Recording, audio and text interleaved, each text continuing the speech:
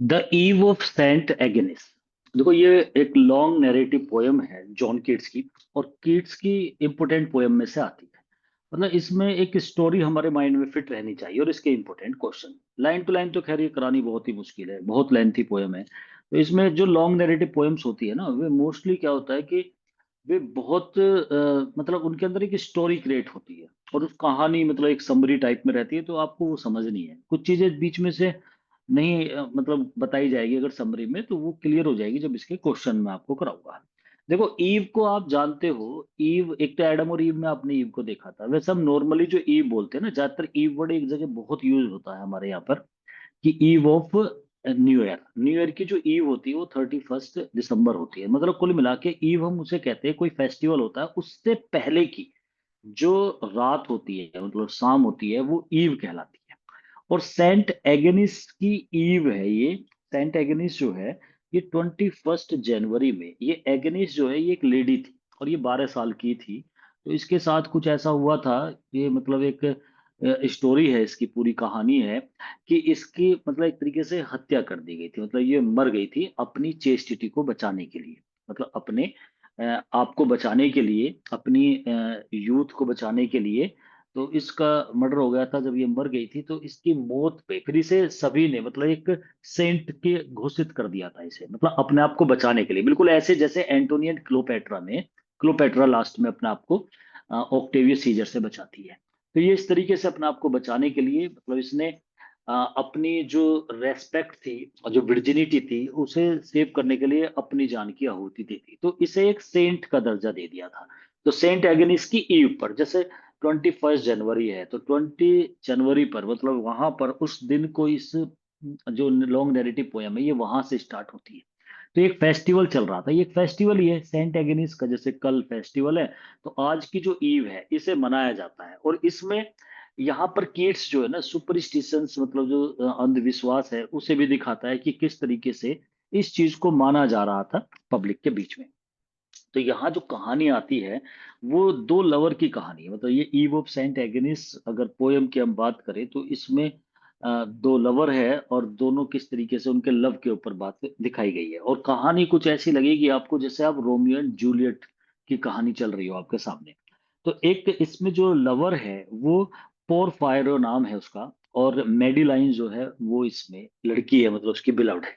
तो मेडिलाइन के घर पर, क्योंकि वो जो उसका पैलेस है, महल है, उसके पिता का नाम बैरन है। ये सारी चीजें आ जाएंगी जब मैं इसमें कराऊंगा। तो फिलहाल तो आप ऐसा सोचो, मेडिलाइन का पिता बैरन, उसका वो बहुत मालदार है। उसके अपने महल में एक फेस्टिवल चल रहा है। फेस्टिवल कौन सा था? ईव का। सेंट एगेनिस मतलब कल, उसका मतलब सेंट एगेनिस जो है वो फेस्टिवल वो कल का है, तो उसकी ईव पे मनाया जाता है। वो कुछ फेस्टिवल ईव पे मनाए जाते हैं। जिस तरीके से मैंने एग्जांपल दिया था न्यू ईयर का, तो न्यू ईयर हमेशा ईव पे 31 दिसंबर की जो रात होती है उस पे मनाई जाती है। ऐसी ये है ईव ऑफ सेंट एगेनिस, ये भी इस तरीके से मनाया जाता है। यहाँ एक पहले से ही जैसे अलग अलग फेस्टिवल, हमारे यहाँ पे भी कुछ इस तरीके के फेस्टिवल होते हैं। तो यहाँ इंग्लैंड में ये फेस्टिवल चल रहा था। जॉन कीट्स ने इस पे कुछ इस तरीके से दिखाया है कि किस प्रकार का अंधविश्वास यहाँ था। वहाँ कुछ लेडीज है जो मतलब इकट्ठी हो रही है और सभी ने मतलब बहुत अच्छे से अपने आप को सजा रखा है। मतलब सब डेकोरेटेड है और मेकअप करा हुआ, और सभी मतलब एक पूजा पाठ सी चल रही है। तो यहीं पे स्टार्टिंग में एक बीड मैन देखने को मिलता है। एक चर्च है, बीड मैन होते हैं जैसे ये वो होता है ना, माला। माला में देखा होगा आपने, कुछ प्रीस्ट ऐसे होते हैं पुजारी, वो एक माला लेते हैं हाथ में और उसे आगे पीछे करते रहते, गिनते रहते हैं। तो वो बीड्स मैन होता है, वो माला को आगे पीछे कर रहा है और उसके हाथ जो है वो बूढ़ा है काफी, वो बिल्कुल जमे हुए से हो रहे हैं। और वो वहीं एक गिरजाघर पे वहां बैठा हुआ है। और उधर ही बैरन जो इसका मेडिलाइन का जो पिता है बैरन, उसका घर का रास्ता वहीं से ही था, तो सब जा रहे थे। तो वो उन्हें देख रहा। मैं इसका जिक्र इसलिए कर रहा हूँ कि स्टार्टिंग इस पे दिखाया गया बीडमैन को।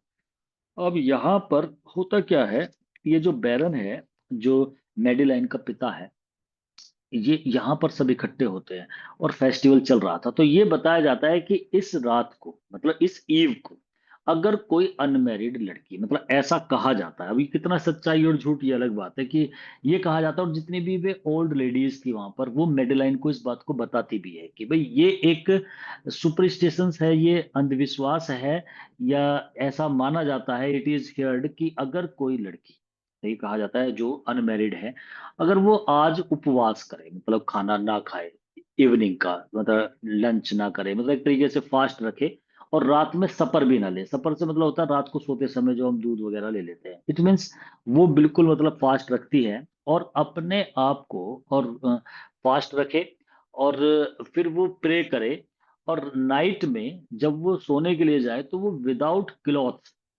वो अपने बेड पे लेटे, और इधर उधर ना देखे, ऊपर की तरफ देखे, आसमान की तरफ को, और प्रेयर करे। अगर वो जब उसके नींद आ जाएगी, सो जाएगी, तो उसे नींद में अपना फोर्थ कमिंग हस्बैंड दिखाई देगा, या उसे अपना लवर दिखाई देगा। मतलब ये एक ऐसा पर्व दिखा दिया कि इस दिन जो वो लेडी है ना, उसे अपना कोई लवर, अगर उसका लवर है तो उसे वो दिखाई देगा सपने में, या उसे अपना हस्बैंड दिखाई देगा अगर वो अनमैरिड है तो। ऐसा माना जाता था। मेडेलाइन को भी यही बात बताई गई, तो वो भी इसी रिचुअल में लग गई कि भाई ये एक रीति रिवाज है, रस्म है, उसमें वो लग जाती है। और यहीं पर अब ये सब अपने उस मकान में, वहां पैलेस में बैरन के इकट्ठे है। यही एक कैरेक्टर और है, एंजिला का। एंजिला जो है नर्स है, वो बिल्कुल ऐसे नर्स है जैसे नर्स नाम दिया था रोमियो एंड जूलियट में। तो जूलियट की जो नर्स थी, उसका भी क्या मीडिएटर वाला रोल अदा कर रही थी, वो रोमियो एंड जूलियट को मिलाती थी। यहाँ भी एक नर्स है जिसका नाम है जो एंजिला। एंजिला जो है, ये ये दोनों का मीडिएटर बनती है। तो मेडेलाइन का पहले से ही लवर है, जिसका नाम मैंने आपको बताया था, पोरफायरो है उसका नाम, पोरफायरो। वो आ जाता है, और वो उस भीड़ में, वो भी ऐसे ही है जिस तरीके से ये बैरन है ना, मतलब इनके जो दोनों के घर की राइवलरी है, मतलब दुश्मनी है, रोमियो एंड जूलियट की तरह ही। तो कोई भी स्वीकार नहीं करता पोरफायरो को। पोरफायरो आ जाता है रूम के अंदर, वहां महल में, लेकिन भीड़ थी, कोई उसे पहचान नहीं पाता। और पोरफायरो इससे मिलता है, नर्स से, मतलब एंजिला से। और वो इससे बात करता है एंजिला से कि भाई मैं उससे मिलना चाहता हूँ। वो मना करती है, लेकिन वो जिद कर देता है। वो सोचती है कि यहाँ बिना मतलब ड्रामा हो, तो वो उसकी बात को मान जाती है। और उस बात को मानने के बाद वो कहता है, मुझे मुझे मेडिलाइन से मिलना है, और उसे सरप्राइज देना है, और मैं उससे बात करना चाहता हूँ, फिर मैं चला जाऊंगा। तो मुझे तुम एक काम करो, सरप्राइज उसे करना है, तुम मुझे उसके रूम में छिपा दो, बस मैं उसे देख के चला जाऊंगा। तो ये ज्यादा कहने से, जब वो ज्यादा कहने लगता है, तो एंजिला जो नर्स थी, बूढ़ी है वो उसे उसी के रूम में, जो मेडिलाइन थी वहां पर, उसे एक अलमारी में छिपा देती है। अब वो वहां छिपा रहता है, वो सोचता है कि जब मेडिलाइन आएगी तो मैं उसे देख लूंगा चोरी छिपे, उसे बताऊंगा नहीं। मेडिलाइन को इस बात का पता भी नहीं था। वो आती है, वो जो रस्म थी उसी के उसमें थी, तो वो अपने उस रूम में जब लेटती है, तो she was without cloth, she undress her clothes and he watched her, he becomes like faint, थोड़ा सा फेंटिंग हो जाता है, it means after seeing the beauty of that lady. और यही थोड़ा सा मतलब सीन दिखाया गया लव का। बाद में वो सो जाती है, मतलब वो ऊपर को जैसे चेहरा देख के सो जाती है, और ये समझता है कि अरे ये तो सो गई, इसे इससे बातचीत भी करनी थी। वो बाहर निकलता है एलमीरा से, और बाहर निकलने के बाद में अब वो उसे थोड़ा सा जगाने की कोशिश करता है, वो गहरी नींद में सो जाती है। उसे सपना भी इसी का दिखाई दे रहा था, तो वो बात भी सही होती है। पोर फायरो का वो सपना देखती है, और जब ये देखता है तो कुछ खाने की चीजें लाया था, ये सारी चीजें वहां पे लगा देता है, कहीं से कुछ कहीं से कुछ, जैसे जहां जहाँ की चीजें फेमस होती है ना, वे फल वगैरह सब, और ज्यादातर तो ड्राई फ्रूट्स, ये सब ला करके वहां रख देता है। उसे जगाता है, वो नहीं जागती, तो वहीं पर एक वीणा रखी हुई थी, ल्यूट। उस वीणा को बजाता है, तब वो गाना गाता है, ला बेला डेम सेंस मर्सी। मैंने जब ला बेला डेम सेंस मर्सी पढ़ाया था, आपको पोएम पढ़ाई थी, तब मैंने बताया था कि ये गाना द ईव ऑफ सेंट एगेनिस में भी गाया गया था। और गाया था किसने? पोरफायरो ने, अपने जो लवर है इसका, मेडेलाइन का। तो गाना गाता, आखिरकार वो उठ जाती है, दोनों बातें करते हैं।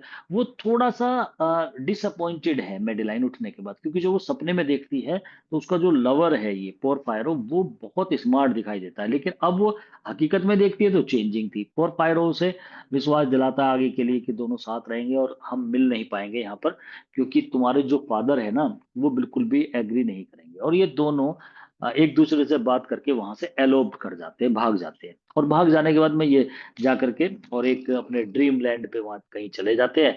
बाद में ऐसा बताया गया है कि जो वो बीड मैन था ना, जो स्टार्टिंग में था, वो भी मर जाता है, और जो ये एंजिला थी जो सर्वेंट थी, इसे लकवे की कुछ बीमारी पड़ जाती है और ये भी मर जाती है। तो ये दोनों मर जाते हैं और वे दोनों लवर चले जाते हैं। इस तरीके से ये नैरेटिव पोयम थी, उसका एंड होता है। तो इसमें कुछ चीजें बची रहेंगी तो उसे हम देख लेंगे क्वेश्चंस में भी।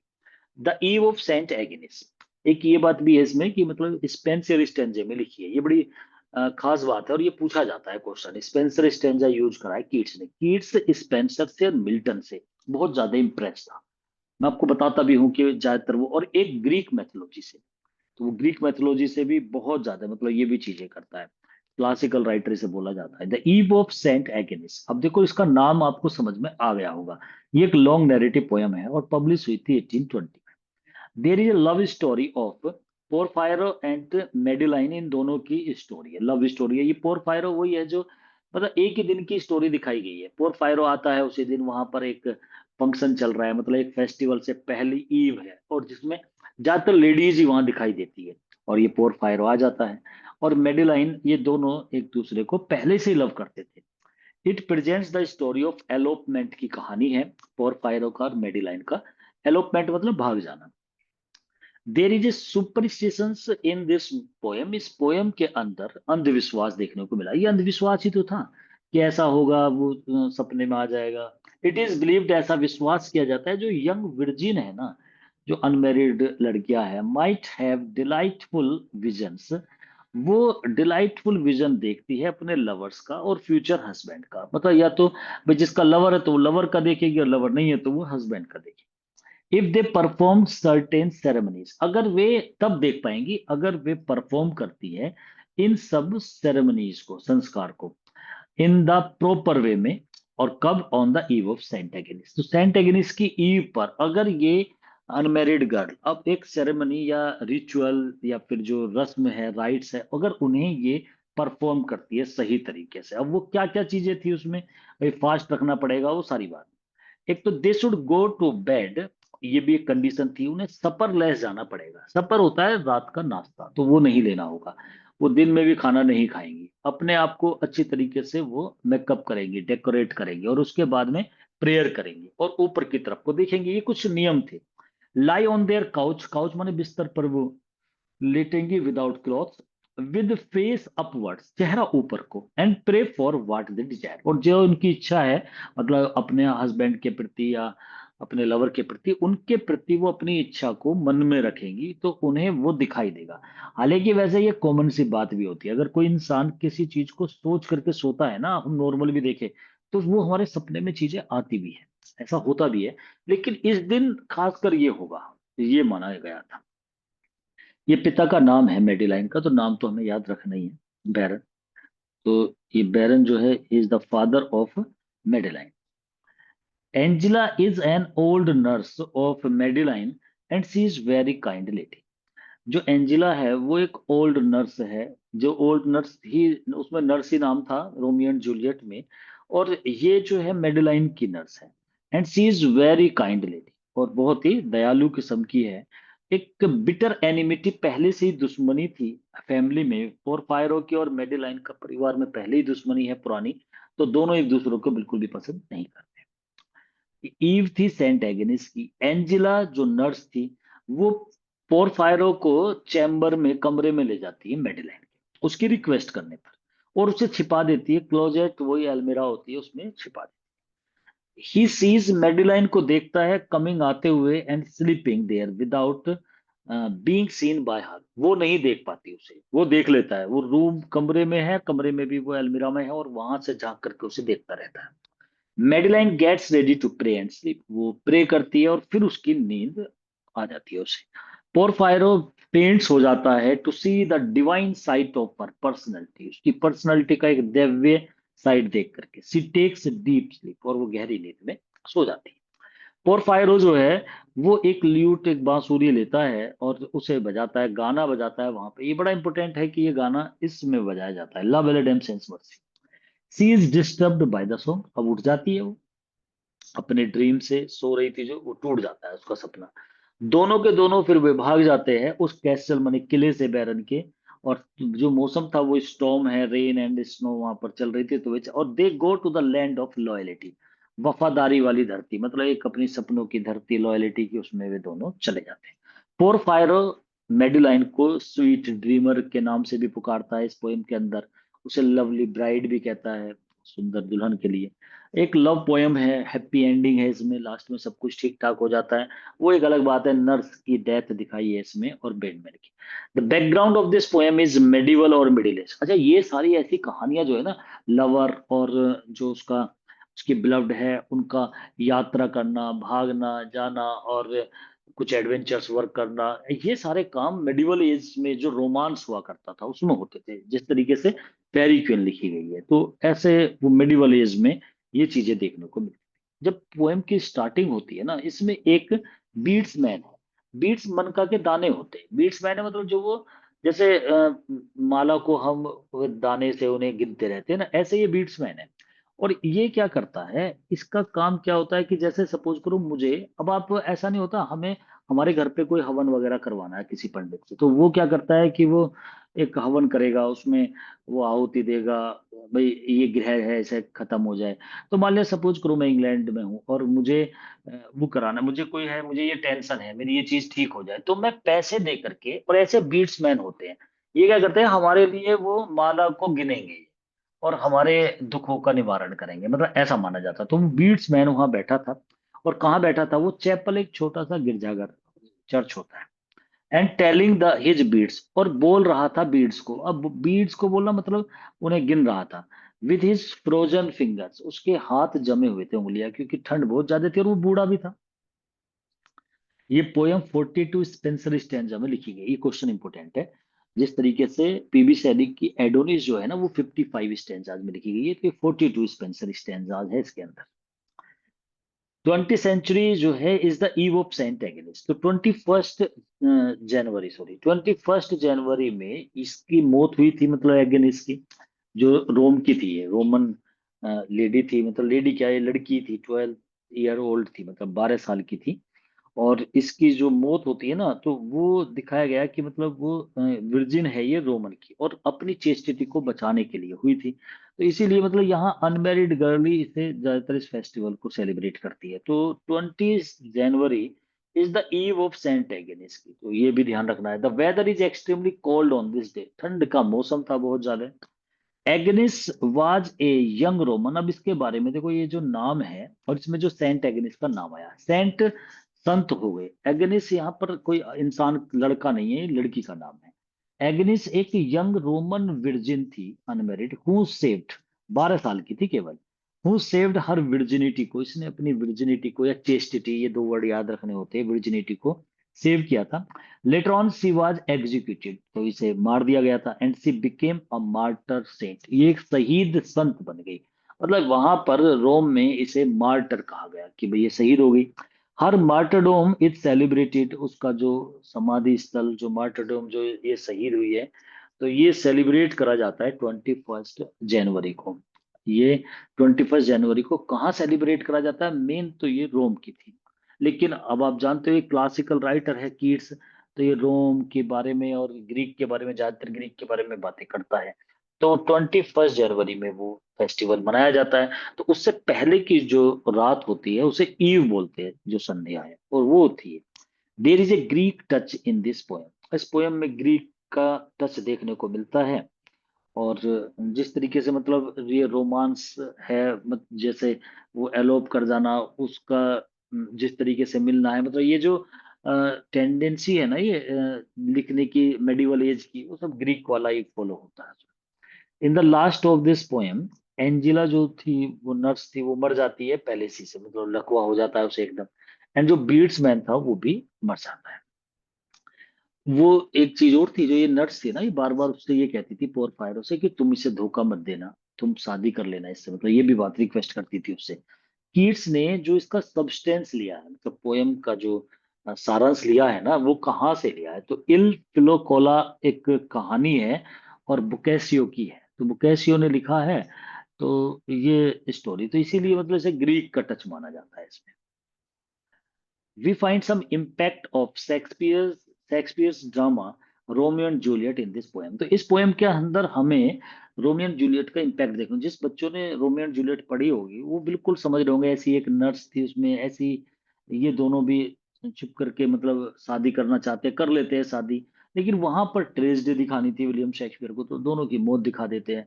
और यहाँ पर एक तरीके से ये दोनों भाग जाते हैं और वहीं पर मतलब स्टोरी को खत्म कर देते हैं। जॉन ड्रिंक वाटर सेट, मतलब एक क्रिटिक है, उसने कहा है इस पोएम के बारे में, मस्ट बी रेकन्ड, इसे अवश्य रेकन करना, गणना करना, मतलब इस पोएम को ऐसे मानना चाहिए। ऑन द होल पूर्ण रूप से इसे हम ऐसे रेकन करते हैं, मतलब इसकी गणना ऐसे करते हैं पोएम की, the most splendid of kids poem, हम इसे ऐसा कहते हैं कि ये सबसे स्प्लेंडेड है, मतलब महान पोएम है जॉन कीट्स की, ये ड्रिंक वाटर ने कहा है।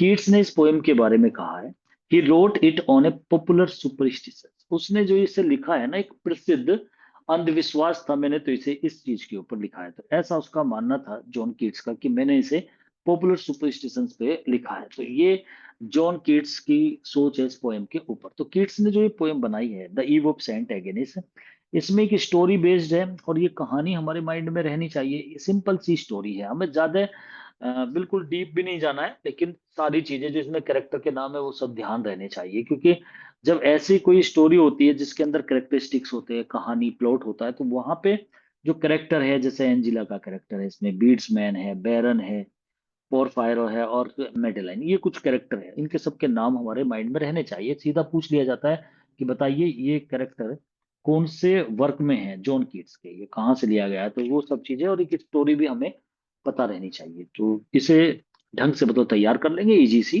पोयम थी ये, ठीक है, यहीं तक करेंगे इसको।